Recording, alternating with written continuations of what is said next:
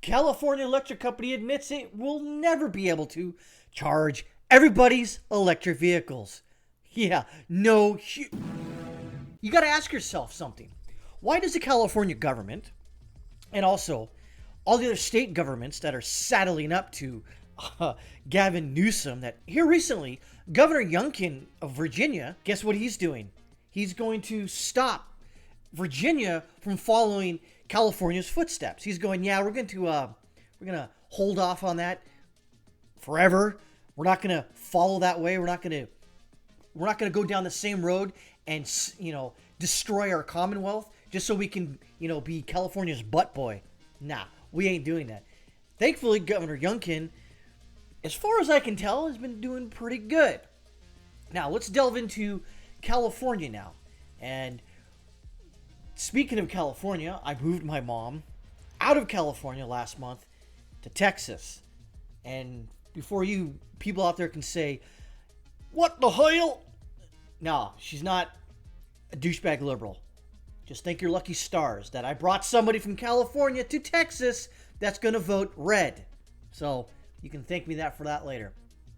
This has come from Natural News. Golden State just enacted a new provision to phase out the sale of all gas-powered vehicles by 2035. The only problem is the state's energy grid is already on the verge of collapsing. It's always on the verge of collapsing.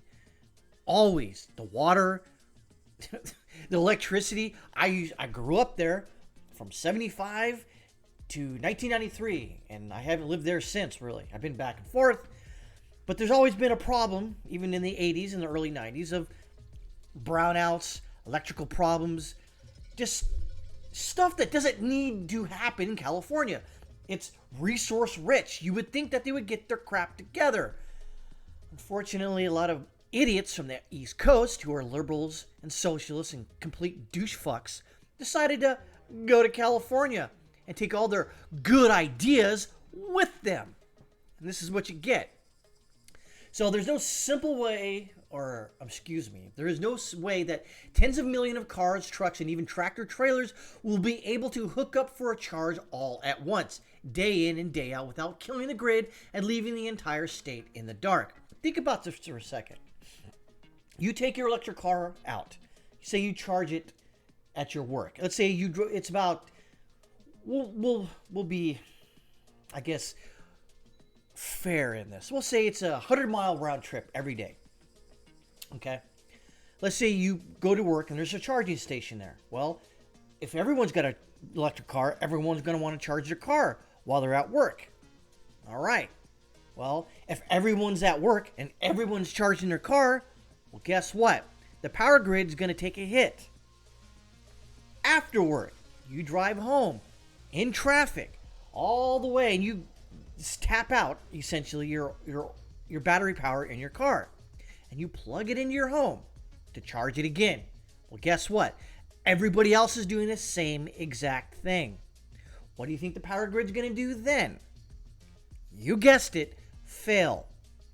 Researchers from the University of California, Irvine, say they are trying to figure out how to provide enough electricity to charge all those cars once the rule comes into effect. They can't do it. The grid does not currently have the capability to add millions of battery electric or even fuel cell electric vehicles today, says Jack Brouwer, a professor of mechanical and aerospace engineering at UCI. So we have some time to make reasonable investments in the grid to enable this to actually happen and to happen well. Okay there, Brouwer. Riddle me this. When is the last time California has produced a power plant? We put up wind power and solar. Okay, solar power doesn't work at night. Got it. Wind power works when there's wind. Got it. But let's say during those hours, it's been overcast for a couple days. They actually got some weather come through there. And let's just say after the weather has gone through there, there's no wind power anymore. Or there's a specific time where the wind isn't coming around as much as it has. Whatever the case may be. So then what? What are you going to use to supplement that? Can't use natural gas. Coal. Can't use coal. Nuclear. Can't use nuclear. Then what? California's has a still to this day, even with people moving out, has a high population. Ask yourself this: if you're not going to build more power plants or even nuclear, how the flying fuck are you supposed to charge all these stupid fucking cars by 2035? Can't. Southern California Edison, an electric company that provides power to some 14 million customers, says it is making those investments right now, but will it actually work? You have a long-term process in place to make sure we're making smart investments in the grid today, so we'll have the energy we need 5 to 10 years down the road. Right now, they're telling their own citizens in California that you can't set your thermostat below, 78? Yeah, I get it. A lot of times you really don't need air conditioning. But it does get hot in California, like the deserts, inland, near the beach, whatever the case may be. So they're making investments. Great. Are you investing in power plants? No answer. Got it. In fact, Southern California Edison is investing over $5 billion modernizing the grid so that we can handle the additional needs of our customers in the future, including electric cars. $5 billion. I guarantee you out there in Lazoland that $5 billion number will go up 100 fucking times. There is no way. There is no fucking way right now that California or even the whole United States can just ditch gasoline-powered combustion cars for electric. It's impossible. You can't do it. There is how many people in this country right now, including all the undocumented immigrants? How many people? 340, 350 million people? And you expect, does this make it, does this not even pass the smell test to any of you out? In recent years, California has had a really hard time keeping lights on, as it is. There are apparently too many people and not enough infrastructure, and that infrastructure does not exist or is outdated and overloaded. That's what I've been saying. California's going to try anyway, though various electric vehicle EV prototypes are being unveiled, including a hydrogen-powered vehicle that only emits water. Bauer says that in order for this to even have a chance at working, there will need to be more focus on not just battery electric cars, but also many other types of electric cars. Oh! So, what the government of California is saying that, buy an electric car. Well, what type? What if my commute every day is, say, 4 hours? For whatever the case may be. The person can't live in the city because it's too expensive, so they have to move out to the country or out to the suburbs or further out. So, do you not see what the problem here is? People will have to continue to charge their cars up. What people don't understand, if those batteries fail, I hope you've been saving up a lot of fucking money. So it says, the grid cannot charge every single transportation application. We must invest in both battery electric vehicles and fuel cell electric vehicles. You know what would work?